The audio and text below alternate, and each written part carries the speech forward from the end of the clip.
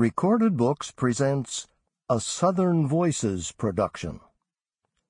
Cripple Creek by James Sallis. This unabridged recording is narrated by Alan Nebelthau and directed by George Davis. This book is copyrighted 2006 by James Sallis. This recording is copyrighted 2008 by Recorded Books, producer and publisher of Southern Voices, celebrating the rich heritage and distinct characteristics of Southern writers. The author opens with the following quote from Charlie Poole and the North Carolina Ramblers. "The blood was a-running, and I was running too." And now, Cripple Creek. Chapter 1. I'd been up to Marvel to deliver a prisoner. Nothing special, just a guy I stopped for reckless driving who, when I ran his license, came back with a stack of outstandings up that way. And what with having both a taste for solitude and a preference for driving at night, and nothing much on the cooker back home, I delayed my return. Now I was starved.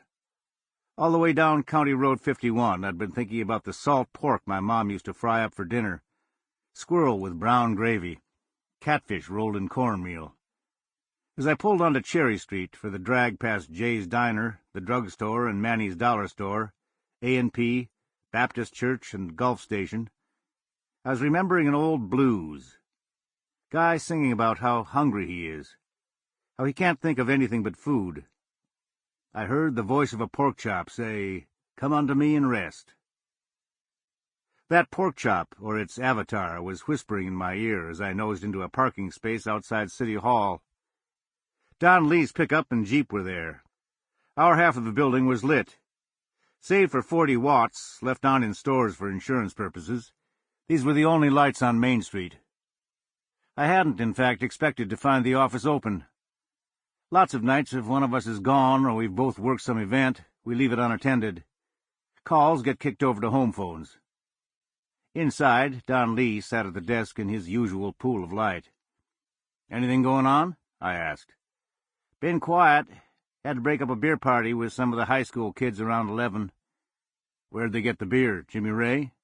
"Where else?"